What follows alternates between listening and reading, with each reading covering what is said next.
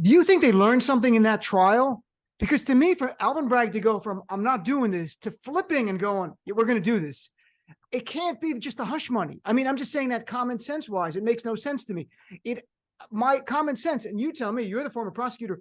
They saw things in that trial while they're developing evidence that they could say in a closing argument. Donald Trump explicitly did it, explicitly said doing this, make him a co-conspirator. And I would think it would lead to, we might hear charges way beyond hush money. And I think that's what Pomerantz is getting at in his book. There's more there. What do you think about that?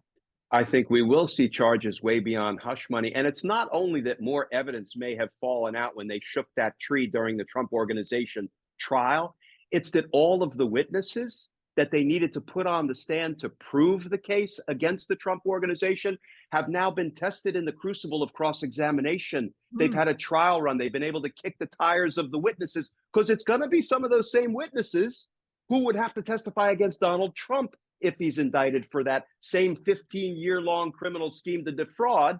So, yeah, I think for all reasons, all data points, all indicators are that there will be charges beyond the hush money criminal conspiracy that we ultimately see Donald Trump charged for in New York. And here's the other thing. Don't forget, in the interim, we also had the release of his tax returns to Congress and then ultimately to the public. And one of the things we learned, Dean, was the hush money payments were taken as business deductions.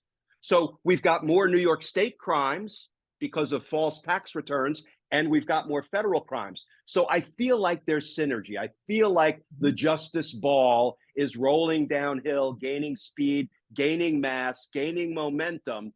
And I also absolutely believe once that first indictment drops, oof, it's going to be on in Georgia. It's ultimately going to be on in the federal jurisdiction. And then everybody's going to want to be in the business of indicting Donald Trump for his crimes.